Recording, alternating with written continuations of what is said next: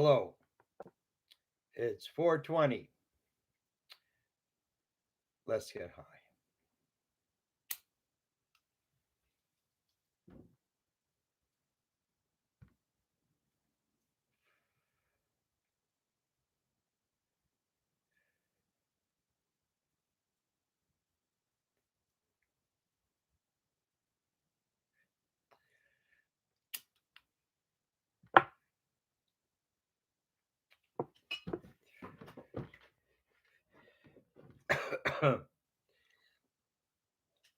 Okay.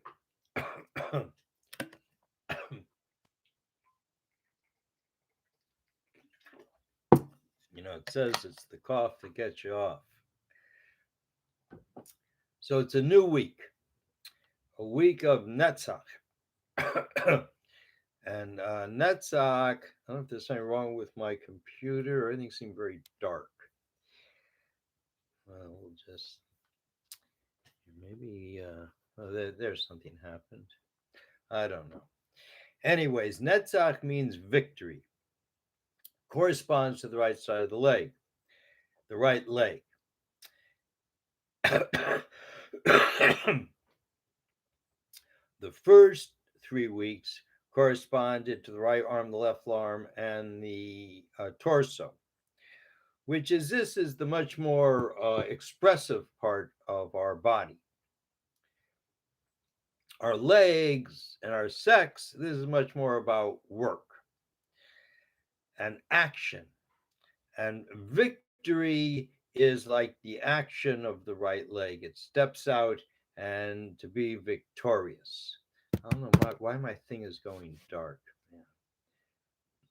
Anyways, maybe I should get it closer to me. Um, Anyways, one of the things about victory is it has the mark of infinity, because to be victorious, like you just give everything, and sort of that's what sports are kind of about, and you have to really want to win.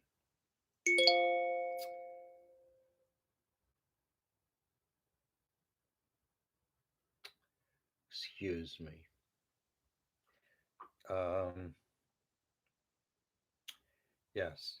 So the person like really has to want to win. It's more than just being the most talented or the best, because will, particularly in men, because will is the essence of man.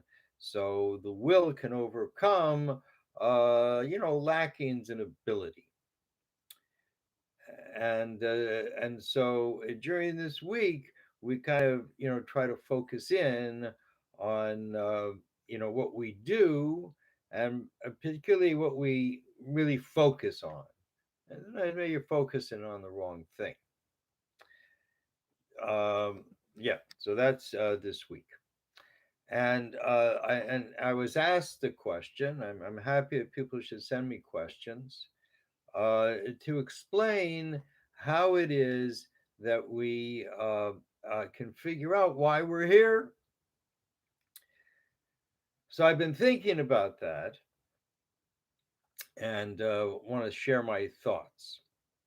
That there's many ways. We just see in the world. There's many ways to lead life, and it's sort of like the famous bell curve, that most of them are in the center, and then you have the the extremes kind of flatten out. There's not so much extremes. That gives us sort of a balance.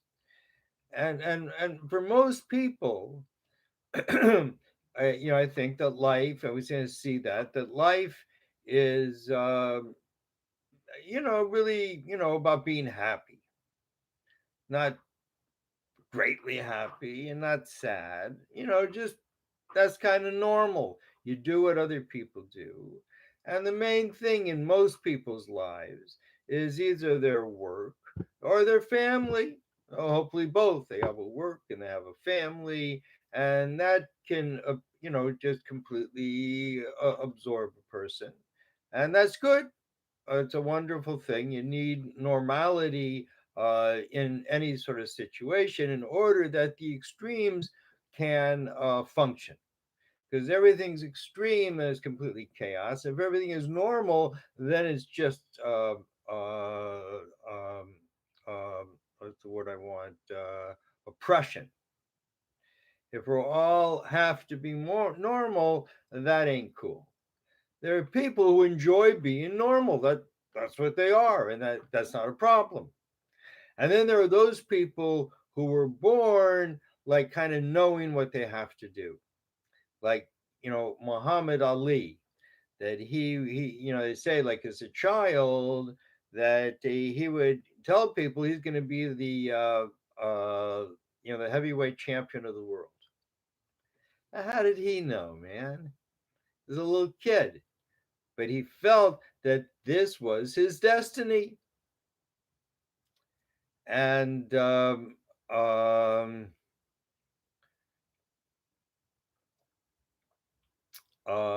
yeah, he felt that this was his destiny so much that he told people. Colin Kaepernick, football player, he wrote when he was like 12 or something, he wanted to be the quarterback of the 49ers, and 10 years later he was. Bob Dylan said at a young age, I understand, that he was going to go to New York and write songs and become famous. And he did. So there's some people, or people, they know they're going to be doctors or lawyers or politicians, or, some people, they just know it. And that gives them an edge over other people, and leaves other people who are not so maybe interested in being normal and are not driven to anything to do, left with the question, I mean, why am I here? If I'm not here to be normal, if that's not satisfying to me, and if I'm not driven to do anything, so I'm kind of in this. And a lot of people are like that. Not certainly not the majority. And I think there's lots of people who like go into a creative system in order that for a way to try to find how to express what they feel. But that's not, so many things, in life are so subtle. And the thing is, people who don't know why they're here, uh, uh, this is a special type of life. This is a life that's a journey where you're looking for something and you don't know what it is. And this was, in Europe before the Holocaust, probably hundreds of years that Jewish people, one day, guy would get up and say, I got this question, I got to go find the answer. And he would travel from town to town, and usually there was kind of like Jewish questions about the Torah, something that really bothered this guy. And they would seek out teachers or other people, and everyone who was on the road would come and live in the shul. It was there for anyone coming through, and there's always fire there and something to eat.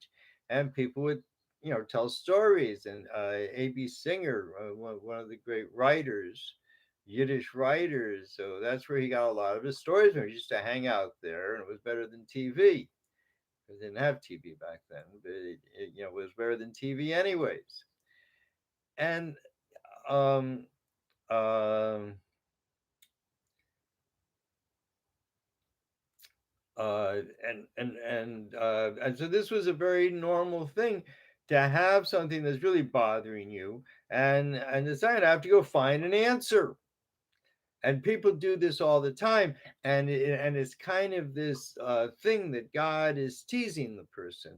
There's something there. There's something you got to do, and it teases a person to go beyond what is normal. And because it's not normal to, let's say, maybe give up one's job and go out and seek uh, one's form of fame and fortune. Man, people used to do that.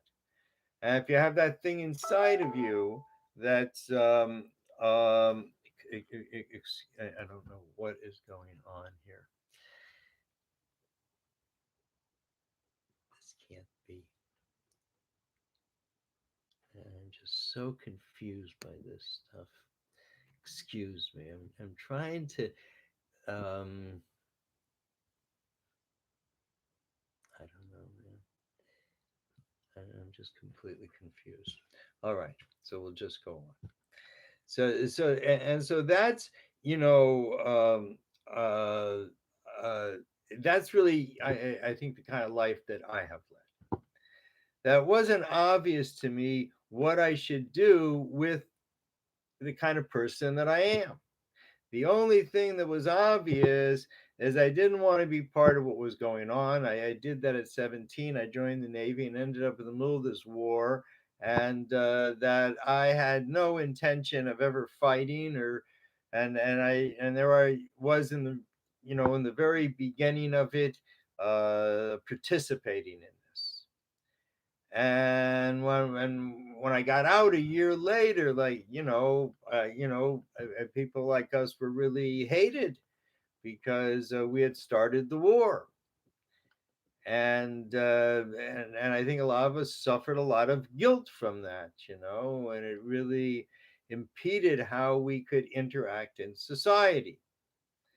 But those are like, little things compared to, the 50,000 soldiers that died and who knows, millions of Vietnamese that died and, really, for nothing. And so when I got out of the Navy, I wasn't really interested in being part of that because, whatever little cog you're in, like America, ever since World War II, we're a war-based economy. That's what we make money from is war, and that's why we have a gun problem in America because um, war, all these weapons that people have, I mean, they were all made for war. And, once you're making the weapon, well, let's just make a whole bunch of them and sell them to the people. We'll get everyone addicted and get them all up in you know, a flurry, a fury, or whatever about, their gun rights. Like these people really think that they can stage a revolution in America with guns. I met a guy, I was on the road, I think it was in Texas, right? And I met this dude, and I had a car, I was living in my car at those times, and I gave this guy a ride home, and he's telling me how he belongs to this group, and they're getting ready to lay siege on an army base. And I was just, I let the guy off. I quickly drove away, and I made sure I had no idea what door he was going into. I hadn't, this was the craziest. I mean, I mean, this is ridiculous. You're gonna lay siege on an army base. Well, who you think's gonna win? And uh, um, but there's so many weapons. There's so much glorification of war. I know from the time when I was growing up after World War II, I mean, war was just glorified. As a kid, you would go to the theater, to see, whatever, uh, and and and they would always in between movies show you clips of the atomic bomb, and we were supposed to feel proud about that we're the people that exploded the atomic bomb. We're only one in the world who ever did this, whoever dropped an atomic bomb on people. And we didn't drop one, we dropped two. And why did we drop two? To make sure that they got the message. I mean, America has a lot to repent for. And we continued this because this is the way that we became strong and rich is through war. And all of us who have participated in this society have our thumbprint on every bullet and every bomb and every death out there, and all the instability that we have created in the Middle East, and all of the people who had to flee and go to places where they're not welcome. And America did this because we are dependent on war. And that's why these guys, in the Congress, with all that the people need and with all the money that's being given to the people, they're complaining nothing's being given to the military. The last administration gave everything to the military and nothing for the people. And what do we get? We get these big bombs, these big planes. They're going to drop bombs. They can all sorts of shit, man. They have these planes that can fly so close to the earth that they can just kill everything, by, just the sound waves. They have bombs that can drop places that will, kill everything, but just leave the structure there. I mean, and now they're going into outer space to make war in outer space. I mean, it's a good thing to talk about in the time of Netzach, of victory. What does really victory mean? I mean, it doesn't mean to be the strongest dude and make everyone do what you think you should do. I mean, it means to be strong in one's conviction and to see where it is that you're going in the world and to focus on that and not to let the things around you, sway you left or right from where you have to go. And oftentimes, if we don't really know where we're going, well, we're going somewhere, and we never know when something's going to happen when we meet somebody, when, uh, uh, something's going to happen, and we have to be open for that, because God is on the path with us and is helping us find our way, and gives us people and different opportunities. A lot of times, a few days later, I think, oh, hey, I really missed it there. The guy had given me this opportunity, I didn't take it. I was too focused on something else. Every time we do this, we learn something. We get closer to our goal. Even if our goal is, we don't know what our goal is, but we're going somewhere. How do you go? It's like pulling a thread. So there's this story that, for 1,000 years, just ended, I think, in the 60s. Interesting time to end. But there was 1,000-year decree that a man could only have one wife. Because before that, polygamy, in the Torah, in the Quran, is permitted. And least people feel that this was some hindrance on women. I mean, it really wasn't, because you see, the truth is, it's not good for women to be alone. It's nice for women to live together, because women love each other. They touch each other. They love each other. This is not considered sexual in the Torah. So if a man had many wives, the wives had tremendous power over this man. He could not abuse one of his wives without the other wives taking revenge. And he said this guy had two wives. One was young and one was old. So the young one used to pull out all the gray hairs, and the old one used to pull out all the black hairs. So a good way to go blonde. They go bald. Anyways, so there's a story about, I can't think of his name. Um, Rabbeinu Gershom. I think that's who it is. Rabbeinu Gershom. So he was a very big, in his time in Turkey, was this really big Talmud Chacham, just like had this tremendous mind, very well respected. And he was growing, old, and his wife never had children. So she convinced him to take another wife. And because, you need to have children, you're a great man, and we want to pass on these things. So, um, yes. So he didn't want to do it, but all right, I'll do it. So he got this really nice young woman, pretty, and just, part of the royalty, whatever. And, like a princess. And she thought also she was a princess and didn't like the idea of being married to this old man. So it didn't take long before she started taking up with, one of the princes in the palace, or, and got Rabbeinu Gershon arrested and put in this tall tower so he could die, and then his widow could go and marry this other. That was the plan. So his wife comes, and he comes to the bottom of the tower and says, "Hey, I'm so sorry I did all this. This was all my fault." He says, "Don't worry, don't worry. This is a sign to me." So he tells her, "Go out and get a particular bug and bring me some, bring some thread and some string and some rope." So that's what she does.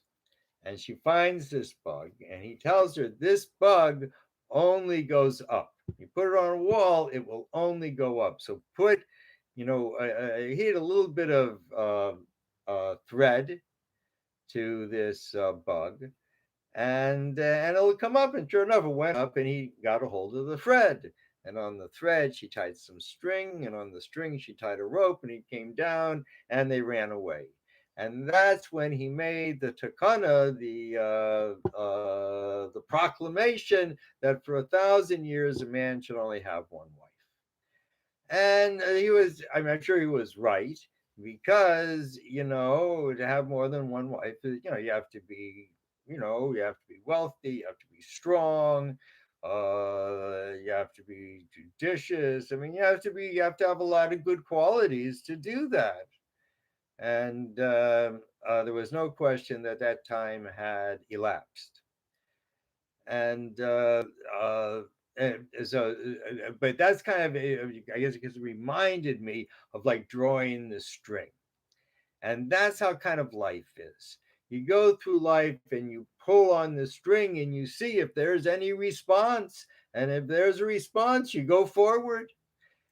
And I was once in this cave when I was living in Israel, and we found this cave that it didn't seem like anyone had ever been in this cave. And I was like the lightest person there, so they lowered me into the cave. And it was really something. It was like, it was like suddenly being on the moon. And it was cold, and I was sweating, and I was terrified. And as you go into the cave, it looks as though, oh, the cave ends here, so it's just and then you get to a sort of, you see a little opening, you go, and it opens up into a whole nother cave. And if you go into that cave and you're not like having a string or something you're pulling with, you can very easily get lost in a cave, because there's really no, there's no like angles, there's no straight lines, like everything's kind of up and down, and you look back and you can't see where you came from. And it's really, these kind of, in life, to know things, you have to experience them. And we hope not to die in the experience or get hurt. But to experience it is nothing like reading about it or hearing about it or even seeing a photo or a video about it, because being there is like it's a complete immersion into the experience. And so many of us live life and have been taught to live life just to look at life, to look at the experience that other people are having, without recognizing that God, the creator, Bore, the creator, loves each one of us, is interested in everyone's story. And we're here for a very brief time. And we're sitting around going, oh man, I'm bored. I don't know what I should do. I don't know why I'm here. And turn on the TV or the computer, whatever. I mean, I do it too, and just watch other people. And God's watching us, watching other people. And what kind of story is that? But if we live our lives, then we draw God into our lives. God becomes interested in our story. Why? Because when you go out pulling this thread in life and seeing what's there, we end up praying to God, talking to God. I hope I get out of this, man. I pulled the thread and got into somewhere, or maybe I shouldn't be, but maybe I should be. And I don't know, man, like keep me safe. And you start going through life with God. And that's what God wants. God wants to be known and loved. That's the whole trip about life. And some people actually know God in low, but do it in a, in an angry way. They're angry at God, and they're gonna, go, eat a cheeseburger because they're angry at God. Us Jews, we don't eat cheeseburgers. You know, and that's a relationship. You want to scream at God. You want to go do something bad. You think piss God off. The truth is, you can't affect God. God is beyond anything in this world. But what you can do, and what God's really open to do, wants to do, is to, hang together with us. God finds the way we live, the way we use our freedom of choice, very interesting. And when we die, it says that if we live for 1,000 years, you know, looking back, it'll be like a day, because what's in front of us is so amazing. And only then do you realize how blessed we were to be in this physical world.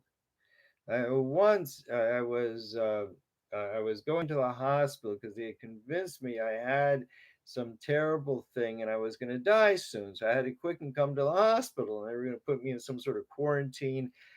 And then I end up the whole thing wasn't true. But I got to experience. Uh, I've experienced many times, unfortunately, being very close to death. But I got to experience, just it wasn't like something that was traumatic what was happening. I felt actually fine, but I'm going there thinking this might be the last time that I see the blue sky, and how blue the sky was, and how beautiful the sky was, and how everything I was feeling and experiencing was so beautiful and important.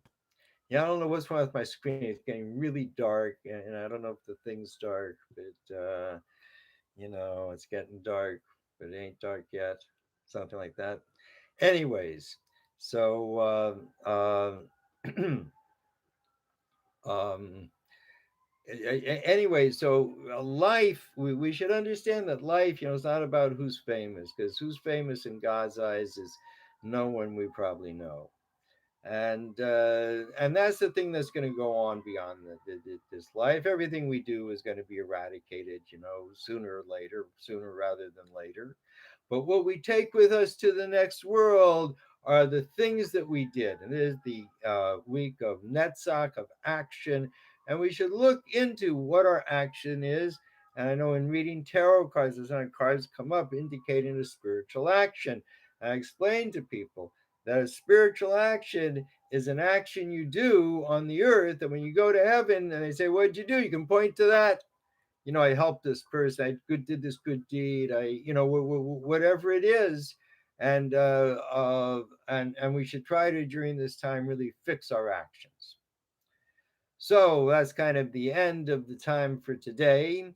And I really appreciate people tuning in, listening to me, and I'm happy to receive your questions, um, and explain what I can, this kind of elder knowledge. And see you tomorrow at 4:20 when we can get high again. So yeah, I mean, you can get high anytime, but 4:20 is a nice time to do it. High right now. I had all these appointments today and nobody has shown up, so it's very disappointing to me. But life goes on. So in the remaining time, let me remind you that I have a website called dovidhouse.com. It's my publishing company, and I plan to publish all my 20 books. God should give me so much time and health and whatever. And my latest book, Sex, a Metaphor to History, Trump, 777 and 1,000 Years of Woman, is highly recommended. And I'm coming up with a companion book that I'm planning to release in July in Germany. More about that later. And things are really going forward, and this is certainly a help, and I hope that I can expand it and let people into the news, the real news, the truth of the news. All right. See you later. Bye bye.